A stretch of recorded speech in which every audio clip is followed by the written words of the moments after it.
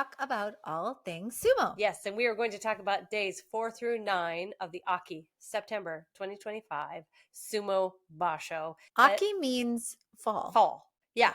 For anybody who's wanting, new to Japanese. Yeah, new to Japanese. Yeah. And it's one of the few words that we can hold on to in Japanese. One of the very few after all the hours spent trying to practice, learn Japanese. I remember like 5 things. That's okay.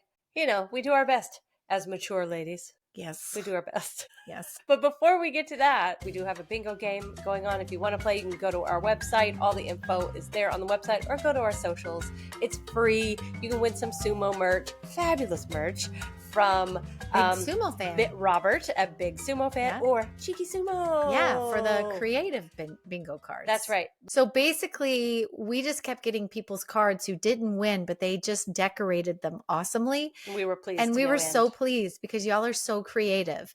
So I fully encourage you, if you have a winning card, a losing card, doesn't matter, send us your cards. If you are an artist and you like to jazz up your card, if you like stickers, if you like stamps, whatever personal pizzazz you can put into your bingo card, send it our way and we will look at it like an art competition, if you will. Yeah. When Teranafuji was active, we used to get all sorts of bingo cards with Godzilla, like all these different Godzillas around them. It was great.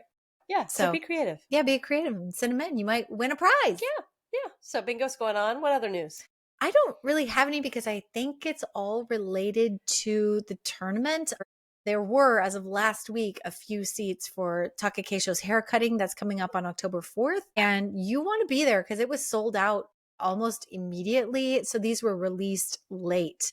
And so there's a handful and they're like good seats. They're like Hanamichi seats or like box seats. So we're not trying to sell them. We're just trying to like let y'all know that if you happen to be there, don't sleep on this because we want pictures of Takakeisho's before and after. You best send. Yeah. Send photos. Yes. We do have a retirement though. Mitoryu. Yes. He was up in Makauchi for a long time. Yeah. But we haven't seen him lately. He's fallen down the ranks, but he's Mongolian. I don't know what his plans are after. I don't know if he's going to go home to Mongolia, but you know, he's one of those guys that I think when he came into the sport, he's really big. He's huge. He had a lot of promise. And I feel like it was either injury that just kept like holding him up and he didn't get to have the career that I think everybody wanted him to, but he still was impressive and he had a great career. So we send our love to Mitoryu and hope this next chapter is as good as the last. Yeah.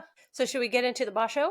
Yeah. Okay. As always, we don't have time to talk about every fight. They're all good. We try to pick our top 3 fights of each day or kind of discussions, things we want to discuss as a whole.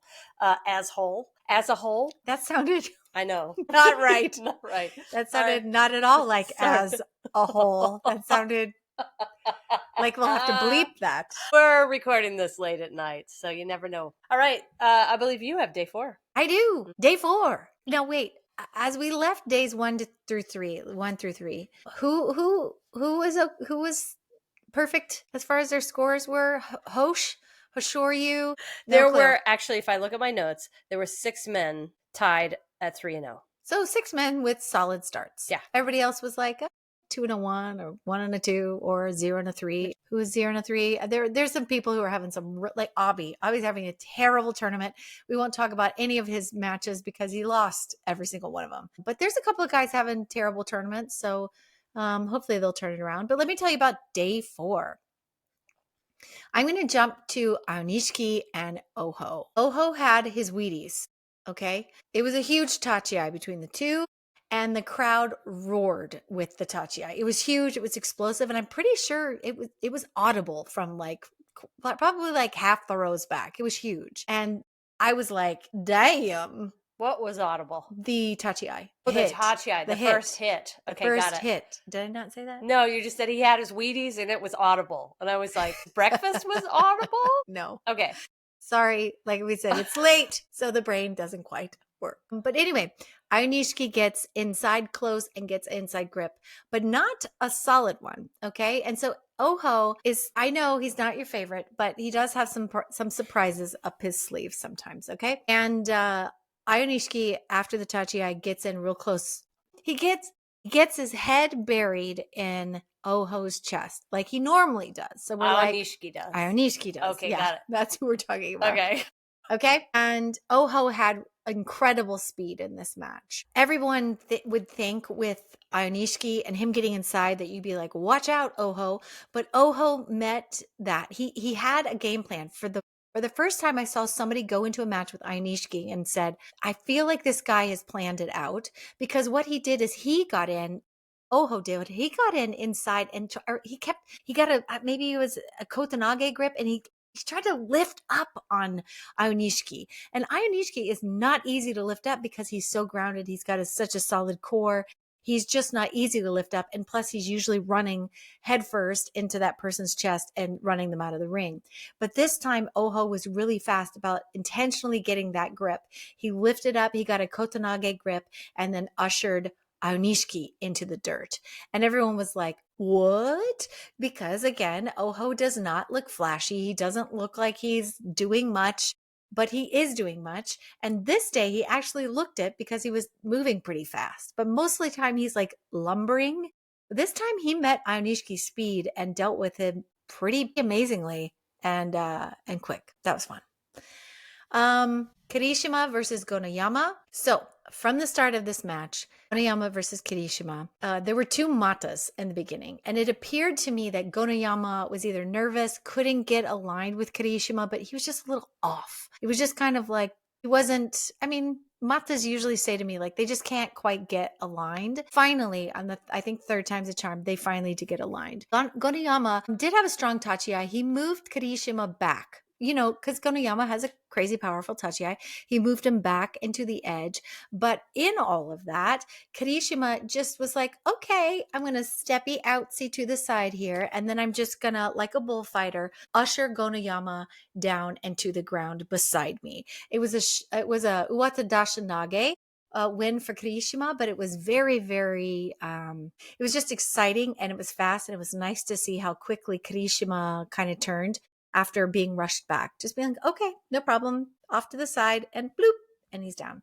So it was nice. And then, yeah. Can I say something? Yeah. After watching 9 days of sumo, okay, spoiler, Gonoyama has yet to win after 9 days. Yeah. Right? He's still 0-9. So I'm not gonna mention Gonoyama in any of my breakdowns. But what do you think is wrong? I guess he's injured. He doesn't appear to be injured, well, though. Maybe his heart is. Like he's love torn? Maybe a girl broke up with him. Maybe. I just always wonder when someone has that many losses in a row. Yeah, usually you would think injury, but nothing appears to be wrong with him. I don't know if he's not looking, or sometimes when they try to change something up about their sumo, things go awry like that, you know? I don't know. I just sense that most people know how he wrestles now, and he had a strong start. He just comes in. He wrestles a lot like his Oyakata Goedo, and I feel like he's stalling out, and maybe all of that might be getting to his head. Like, I wondered if maybe he's just too high, too. Yeah, too high in the ranking because he's small. Small though. He has a lot of skill, but yeah, maybe if he's too high in the rankings, he's usually coming up against much bigger guys, and Kirishima is a Sekewake. Yeah, so and he's very skilled. I think Gonoyama's M3 this time, and it just made me wonder. Oh, this is probably that first really hard week where he's fighting much higher on the Bonsu cage, just not ready for it quite yet. Yeah, I just wondered what your take was on that. He's a pusher thruster, and I think his main thing is that he's got a powerful tachi, and he's just like a cannonball, but he's not a cannonball like Takakeisho was a cannonball. You know, he would need to be bigger or wider for that to kind of work in his favor up against these guys that have a lot of tools in their tool belt. But I do want to talk about Onosato versus Hakuoho. Wowzers. This was another enormous tachi. And today was the day that Onosato met with Hakuoho's like full on bluster, full on frontal attack. His tachi was enough. It was crazy. But Onosato did stand firm, and he managed to actually get rushed back and almost to the edge and out. But I think Hakuoho at that point kept pushing. And Onosato did a really, really quick hop to the center, kind of trying to reposition himself as they often do. They're like, oh, I'm up against the Tawada here. I'll kind of like hop in the center. And then the other guy's now all of a sudden up against the ropes. So we did that. And then after he hopped back around, he did his own series of thrusting right on Hakuoho. So he ushered like a kind of punishing kind of blow back on Hakuoho. But that didn't really deter Hakuoho because right at the edge, Hakuoho pivoted and then turned and threw the Yokozuna down behind him. You remember that? He had him up against the rails and then like he did a little switcheroo and then Onosato was like, nobody's home. And then he fell down into the dirt. It was amazing. It was, loved it. It was a Tsukiotoshi, pardon me. And it was really lovely sumo. It was very smart. And yeah, Hakuoho brought the energy.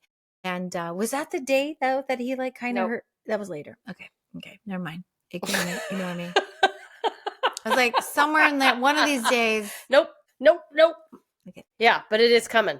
And then Hoshoryu won. Easy fight with Abi. Abi is now 0-4. Like I said, having a terrible tournament. And Hoshoryu had an easy win over him. Happens to the best of us. Okay, I'm going to talk about day 5. Just my favorite bouts. Sorry, but one of my favorite bouts was Koto Shoho versus Ichi Yamamoto. Oh, yeah. Because WTF. I watched this and my eyes just about crossed.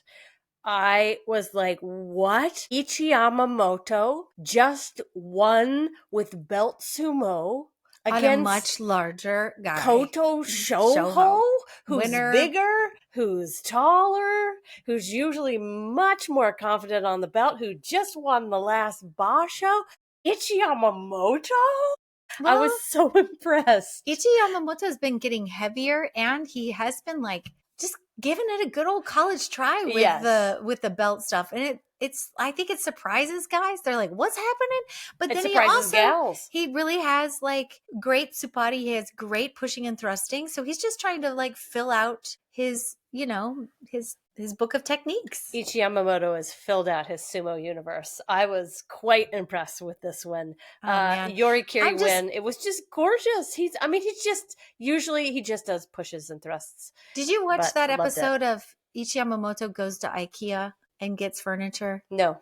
Okay, so there's somewhere out there, they made a documentary of like a day in the life of Ichi Yamamoto, and you see his apartment and you see him cooking. Like, oh my God, he's kind of a mess in the background and it makes me so happy. But they trail him to like, I don't know if it's an IKEA, but it's somewhere where you would get like furniture that you assemble yourself. Mm-hmm. And he's going there specifically for a bookcase so that he can display all of his merch of Wakataka Kage. I love it. And while he's also there, he happens to go down an aisle where there's a whole bunch of plushies and he's like, and I got to have this one because it's really cute. Yes. And if you've watched the first one, you see that he sleeps with like 30 plushies in his bed. So it's so enjoyable to see him like in the dojo, like in this kind of murderous way.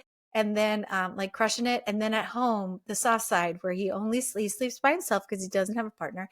And he's surrounded by plushies. And it's the best. That's why I love this sport. Don't sell the guy short. I mean, he might have a partner now. That's true. And maybe they just weren't there. But they got to love a rumble with some plushies around. Yeah, you want to rumble with some plushies? There's a lot. I would think they would get in the way. But well, maybe he moves them off. Yeah, maybe. Okay, 2 others I want to mention on day 4 that I absolutely loved. One, I got to talk about him because he's our personal friend, Aonishiki versus Kirishima. I'm talking about it because it was fast. First of all, Kirishima Sekiwake. So ranked 1 higher than Aonishiki. Mm-hmm. So it's already a very exciting matchup. But it was fast. There were lots of slaps and there were lots of blocks. And then they like moved and there was another blocking. Like, I think it's super exciting to watch 2 men who are aggressive and reactive. Like, it's like watching Kirishima and Wakataka Kage. It's just, you never know what you're going to get. And their speed is lightning fast. And so we just got treated to one of those. So there was lots of moving around. And just as Kirishima tried to change an arm position, essentially, Aonishiki spun real fast and he spun Kirishima to the back and pushed him out with an okuri dashi, a rear push out win. But it was just really cool to see somebody outmaneuver somebody else who's really good at maneuvering others. I was So kudos to equally, Aonishiki. yeah, I was very, very impressed. Yeah. So if you want to see a real cool match like that, day 4, Day Aonishiki versus, 5. sorry, day 5. Day You're 5. right. Day 5, Aonishiki versus Kirishima. Great, great fight. Another one of my favorites, Atami Fuji versus Hoshoryu on day 5, not day 4, but day 5. I liked it because it was a murderous double arm neck grab that Hoshoryu did on Atami Fuji. And Atami Fuji just is kind of everybody's favorite sweet boy of sumo. So Right. to see Hoshoryu go at his neck with 2 hands is a little like, oh Yeah, my God, please oh my don't hurt. God. Please don't hurt him. Yeah. And as much as Atami Fuji tried to get out of it, he sort of pushed up on the arms. That allowed Hoshoryu to get in, grab Atami Fuji's belt, and take him out. But I liked it because there's a huge size difference. It's really exciting to see Hoshoryu on this kind of run. On day 5, he was 5-0, so it's a great start, especially since Onosato lost the day before. Mm-hmm. We're watching Hoshoryu pull ahead on day 5. It's early, but it's still really exciting. Those were my 3 favorite bouts of day 5, even though there was lots of other cool stuff happening. Day 6. Day 6 started out like a little slow for me, but I was pretty excited when I saw 2 veterans slug it out for a full, I think, 90 seconds. It was like forever. It was Mitakayumi and Daisho. Oh yeah, that was a good bout. Yeah, it was a lot of stalling out back and forth. Takayumi, like people, they would catch themselves and then turn around and refocus. But it was 2 injured veterans, and Mitakayumi actually came out on top there. So he had a huge shove at the end that finished Daisho off. And I was like, that's a little, I didn't think it was going to go that way. But that was a big, long match. The most exciting one, I think it was Ionishiki versus my personal favorite, Takayasu. Okay, Takayasu was like, okay, this kid's fast. I've got really fast hands. I'm going to just pummel the bejesus out of his chest and his face. And he did just that. His face was like angry bear that I love. I've never seen him move that fast, quite honestly, Takayasu. He had a game plan and he stuck to it. I think he knew that this kid is going to get inside, and that was his main goal. I'm going to murderously go tsupari on his face so he will not be able to get inside, because once he gets inside, I don't stand a chance. The problem was Ionishiki withstood the barrage of tsupari, which I thought was exceptionally extra. Yeah, how does one do that with your eyes closed? He did. He had his eyes down. It was like being like, you see those people who are like hurricane chasers, and they're like out there, like, and they're like in the wind, just like withstanding the wind and the rain that's coming at their face. Yeah, that's what it looked like. That's what it was, but like worse. Yeah. So that was a fun slow-mo to watch. Yeah. And so what happened was, I mean, I guess you just feel the angle of the hands coming against your face. Yeah. And maybe you don't need your eyes open. You could just tell where the person is from well, where the hands are landing. I don't know. I think he leaned into it. He like leaned into it to get closer in and get his sneaky little hands in that morizashi, that I think that, or the double under your armpit grip. And he knew, he's like, if I can just do this, I'll get in there. My head will be there. I know where he is. And then I can nudge him out and rush back on him with his head. And that's exactly what happened. We talk all the time about how these guys train to do that. Go forward towards the guy that's slugging your face off. Yeah, I don't know how you get used to that. I don't either. Like, let me just stand here and you pummel my face as much as you can possibly. And I'll get closer. And I'll lean into that. Yeah. And then. It's nuts. Yeah. So that was a Yorikiri win for Ionishiki. There were 2 more matches I want to mention. Kotozakura beat Hiradoumi. Hiradoumi had a really good tachi-ai, and Kotozakura was at the edge. He was up above Hiradoumi, but he just wrapped up Hiradoumi's right arm and then just ushered him out, which spelled the end with a kotonage on Hiradoumi. And I was like, okay, well, good. I feel better. Kotozakura's like, he's 5-1 at this day. So I'm like, okay, I feel better. I feel better about Kotozakura. But the last match, Hoshoryu and Oho. So Oho was just really up too high post tachi-ai and had no defense up against Hoshoryu. Up top, Hoshoryu immediately went in close He got inside position, drove like a lineman to the edge and out. Oho tried to get some distance in there, but he couldn't, and go over the top to get like that. What's it called? The Terunofuji, like over the top grip. What's it? I'm losing my mind. We'll just call it the Terunofuji The over the top Terunofuji lift. over the top lift up, like vice grip. Anyway, there's a name for it and it's blanking me. It didn't work. Oh, are you talking about the squeeze in of the arms? No, the up over the top, Yeah. lockdown on the arms, like over. I don't. That one. The tentative out. Somebody will write in and be like, "You mean this one?" The Tochinoshin. Yeah, we know. I know what you're talking about. If you've got long arms, you can reach over the back of your opponent and grab the belt right over their shoulders. Yeah. And so basically, Oho succumbed to the power of Hoshoryu, and that spelled the end. A Shitatanage win for Hoshoryu over Oho. And that was kind of day 6. Wasn't my favorite day. Like, there were better days. I feel like 6 was like, oh, this is good, but it's not like I'm going to write home to mom about it. I felt like day 8 and then the end of day 9 were like pretty exciting. You know what? Day 7 didn't disappoint.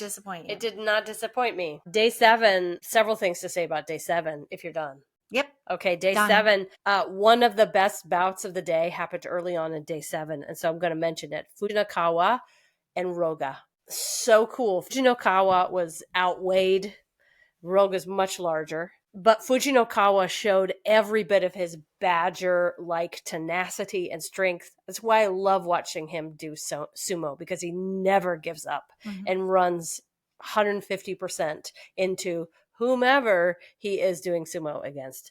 And so he did that. Fujinakawa ended up trying belt sumo against Roga, much larger. He tried to pull Roga forward. He tried a spin. He looked to be in massive trouble once Roga got his belt. And I thought, oh man, that's it. Fujinakawa's done. But Fujinakawa switched grips to a double inside grip, used his own leg to then sort of lean forward and throw one of my favorite throws and all. One of them, I have got several, but one of them is the kakanage, where you use your leg to help flip the other person as well. And it's just one of the most beautiful sumo throws ever. Yeah, I love it. So Fujinakawa did it on a much larger Roga, and I just about jumped up and down in my seat because I thought it was so pretty. Yeah, and because in our interview with Anishiki, he said that's who he likes to spar with because he brings everything to Keiko. That kind of just endeared him to me even more. I was like, this kid seems like he brings his all, and everybody loves that. The kid that's really in it. Yeah. So when I watch him and see him do stuff like that, I'm like, yeah. Anybody who's got the nickname, the Badger, I figure has to really live up to that. And he does. Yep. Every day. Every day, Fujinakawa does. The other thing I want to mention several other things. Day 7. Shodai. Can we talk about how great Shodai looks right now? I will happily talk about him on day 7 and day 8, in fact, because I'm also on the Shodai train this time around. It's so great to see someone who used to be an Ozeki and then there was an injury or something was not quite working there for a while, for a good long while, it seems. Or his heart, Who knows? He just didn't have the fighting spirit. It was Who knows? But it is back in this Basho. The fighting spirit is there. He suddenly looks like the Ozeki of old, where you were like, this guy's dangerous. He's tricky. You never know which direction he's going. He's fast. He's not doing the waiting, like sometimes people will do sumo and they'll just try to slow it way down. He's not doing that anymore. He's just being super aggressive, taking his opponents out quickly. On day 7, it was Midori Fuji, but I love seeing him back in this kind of form. Because I've missed the Shodai. Yeah, I've missed him too. Oh, so cool. Yeah, and where has he been? Where? This was the day Hakuoho met Kirishima. This is the match? Yeah, so I won't break it down. I would just tell you that Hakuoho beat Kirishima. It was a great match. But Hakuoho was holding his arm awkwardly at the end. Like, little out in front. I don't know if it was a bit dislocated. We'll never know. I full on yawned. You full on yawned because of Hakuoho? No, it's late. Okay. Sorry. From this match, after this match, he's still there. He's still doing sumo, but his entire arm is wrapped up from armpit to wrist. Yeah, it's mummified. So I don't know what popped in there, but something is not working 100%.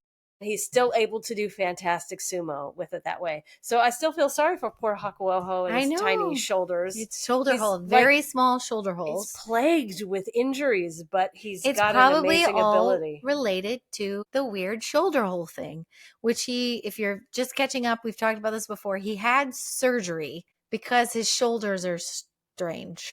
Like they easily pop out of, right? There's something about the ball in the socket. I don't know, shoulders, but there's something weird. And he had surgery because I think he kept popping or they kept dislocating. There was something weird there. They fixed it. He had recurring shoulder injuries. Yeah. Yes. They had surgery. He was out forever, went down to the bottom, worked his way up, and now we find him injured again. And I guarantee you it's something related to either the strength not built up in that area enough. And when you push it with these guys with this much force, energy, strength, your body's like, bruh.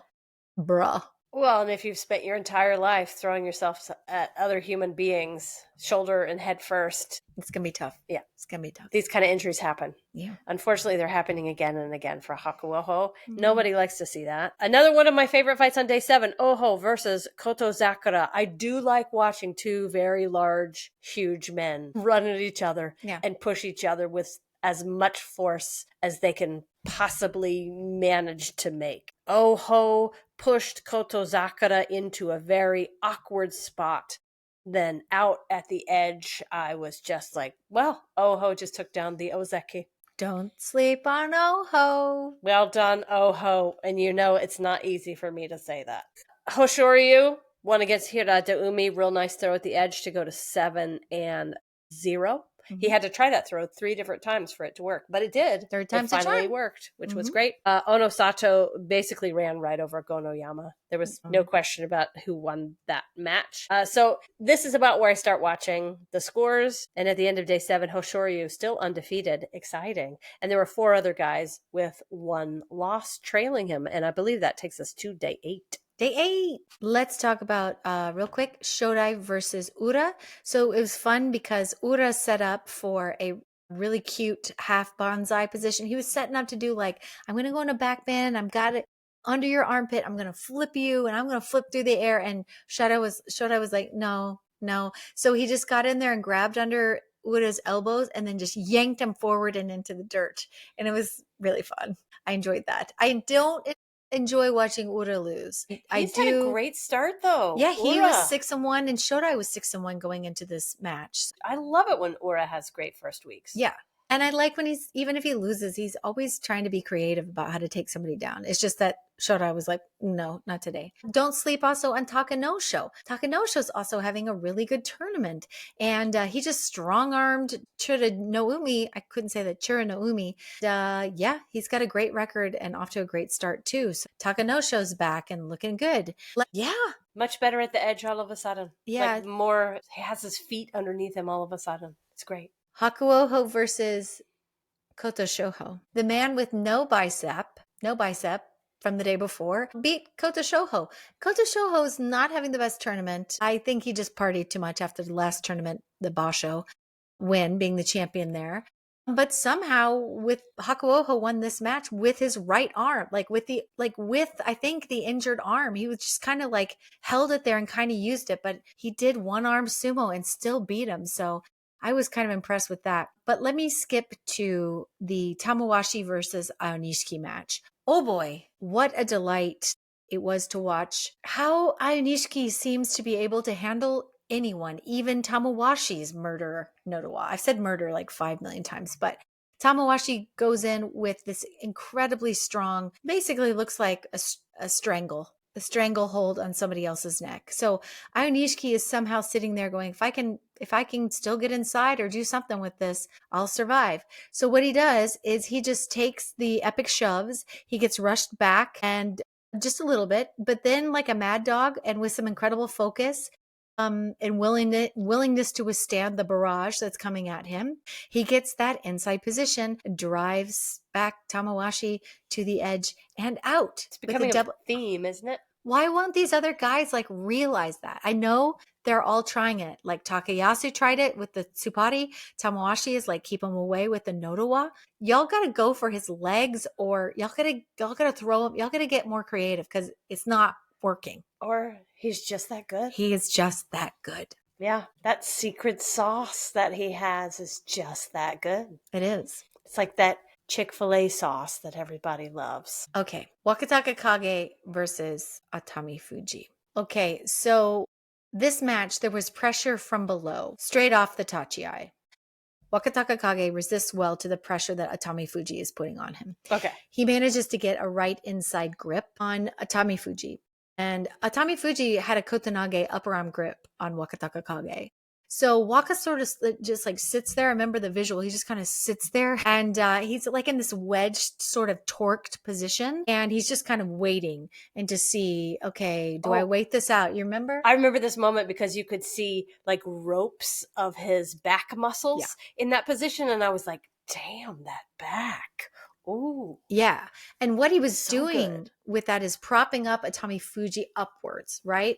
He was staying low, but trying to keep Atami Fuji off center, off balance with just like massive, massive strength. With his head in Atami Fuji's chest, Atami Fuji knows he has to stand heavy and resist Waka's pulling up. And he does a little shuffle sideways to get some movement happening, perhaps to reposition himself. And in that moment, Wakataka Kage seizes the opportunity and drives because the guy's moving. He's got a better chance to make some movement happen. And he drives. He easily musters the energy to drive Atami Fuji back and out. It was just pro sumo at its best. And I won't say that like Atami Fuji got completely owned in this. Atami Fuji really withstood incredible power, had some good ideas about how to withstand it. It's just that Wakataka Kage was faster and seized a moment that Atami Fuji was just a little bit vulnerable. So that was lovely. Okay, and then Takayasu versus Kotozakura. We got an underarm throw. My sweet Takayasu finally got his second win with this match. Takayasu gets a right inside grip on Kotozakura. Kotozakura has under the arm of Takayasu, that kind of grip. Kotozakura continues to rush Takayasu to the edge, but cannot finish him off. He's doing like the Gabori Yotsu, the belly bumps, and Takayasu, even though being up a little bit more upright, more straight at the edge, resisted like a cat on a ledge. Like he just was like, I'm not going over. So he jumps a little tiny jump, Takayasu does, and hops, and then Takayasu sets up for a throw, like at the edge. He just pivoted around, not around, he just shuffled to the side a little bit and then threw a beautiful shitatanage on Kotozakura. And then that was that. That spelled the end for Kotozakura. And that was like, wowzers, impressive. So yeah. Okay, day 9. Day 9 was so exciting in the beginning of the day and then at the end of the day. Shishi met Asakoryu. That was a super fun match. We got to see a little man beat the big man. Really super fun. And it ended with one of those situations where both guys are going out at the same time. One's doing an uwatanage, the other one's doing a shitatanage. And you're like, I don't know who's going to go down first. Who's throwing who? Who's going to succeed? Yeah, just super exciting. Asakoryu, Little Mighty Mouse, won. It was great. But I am going to skip to one of my favorite bouts of the day, Shodai versus Tobizaru. Again, I just want to say again, it's been way too long since we've seen this Shodai. And I'm so glad he is in the building. He grabbed Tobizaru's arm, swung him around, and then ran forward as Tobizaru tried to escape backwards. It was like just watching scary Shodai come after you. Afterwards, he got the interview. They were like, what are you thinking about for the rest of the tournament? And he goes, well, I'm doing Shodai's voice, but he's like, well, I don't always do so good. Like when I'm doing good, like when I got a Kachikoshi, it doesn't always go up from there. Yeah. Which I was like, oh, it's kind of true. But he's like, I'm just going to focus on just nothing but he's cool. Not Yeah, screwing up. He plays it cool. He's very humble. He's like, I'm not shooting real high. I just want to get some more wins after my Kachikoshi. Right. It's really great. The other thing I noticed about him is you could only see his bottom teeth in the interview. I was going to say, his little, I like his smile, but yeah, this is random, but I saw this thing on social media that was like, they're like trying to act out really terrible things that are in books. And one of the sentences was, she smiled with her lower jaw. And it's just this image of somebody figuring out how to smile just with their bottom teeth. That's all I could think of with that Shodai interview. It's hard to do, right? It's kind of impossible to do. I mean, I think I've met people who smile like that. Maybe Shodai's one of them. Well, I know he has top teeth. I know he does, but you don't see him. You don't get the teeth that often. You get the bottom ones. Yeah. He's a little, we got the bottom ones. He's bottom heavy when it comes to teeth. One of my favorite matches. Again, for the same reason as some of my other favorite matches, because it's two fast, reactive, aggressive top form sumo wrestlers. This time on day 9, watch it if you can. If you've missed it, Wakataka Kage versus Kirishima. Oh. Wakataka Kage still trying to go for as many wins as he possibly can to try to get that Ozeki promotion. These two, the record against each other is dead even, 8-8. So they're so evenly matched. And this was a big one. It was a long match. It was longer than most sumo matches. The crowd was insane. Both of these guys are just so good at blocking someone else coming at them. Like their otsuke is really good. They were like super fast spinning for different position. It was just great. Each circling away to escape the other ones. Many arm changes, doing so many different things. And eventually, it looked like Wakataka Kage had the better position, and he was driving forward, driving Kirishima back. But right at the edge, Kirishima spun, and he turned Wakataka Kage's drive forward into an off-balance lean, and Wakataka Kage went down. It happens so fast in sumo. You think you've got the upper edge, and all it takes is one lean to the side, and you're off balance. But it was a hard loss because that's Wakataka Kage's 4th loss. He can't lose anymore. Yeah. And it's only day 9. Yeah. And what I noticed afterwards is that Wakataka Kage is such a badass, but when he bowed to Kirishima, he gave a deep, meaningful bow. They have to give their all, but there is a kind of an interesting chemistry between the two. They very much respect each other, and they very much expect each other to bring their absolute best. And Wakataka Kage, even going for Ozeki, would want nothing less than everybody's 100% top game for him to earn it. And he walked back to the Hanamichi and through it, and you could tell he's just like, he had a lot to think about. Yeah, there's nothing sort of finer and sadder than Wakataka Kage's face after he loses something, because he hates to lose. He hates it. So you could just see him going over it in his mind. And I know there's plenty of you out there who think that's very sexy. So you got it in spades on day 9. Hoshoryu, let me just tell you the last 2 matches so that we know where we're ending this at the end of day 9.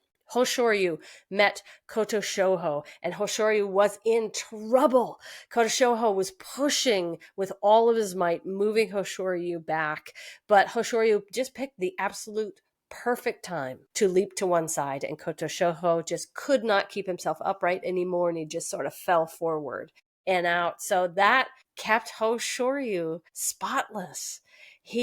This is his best start, I believe, to a basho ever, 9-0. And now I'm starting to get excited about him possibly going 15-0. I know that's a lot to put on him this early, but it's exciting to think about. That would put a lot of his detractors to, I was going to silence them. I was about to say to sleep, but yeah, I was about to say to bed. To bed, to sleep, to death. No, just would silence them. Yeah. So that would be great. However, Onosato versus Wakamoto Haru, as much as I love Wakamoto Haru, I know. I thought this was the coolest sumo match. Mainly, 2 reasons. One is I thought Wakamoto Haru had Onosato. He looked like he had him. He somehow turned Onosato around, and I thought, oh man, all you could do is just one push and you're done. But Onosato, amazing, such fast reaction time. No one recovers from a full pirouette in the dojo and refocuses and drives. Nobody else can do that. He completely recovered and just drove forward and gave Wakamoto Haru no place to escape, drove him all the way across from one side of the ring all the way to the other, and flattened him from the top of the doyo flat into the audience. Just completely pancaked him. I was worried, I actually. was a little too. Wakamoto Haru was a little slow getting up, and he didn't like it, but he was breathing and he was walking, so he was all in one piece. But I loved it. I absolutely loved it. So the score, as we're finishing day 9, Hoshoryu, unblemished, 9-0. Followed by Onosato and Shodai. Love it. With 8-1.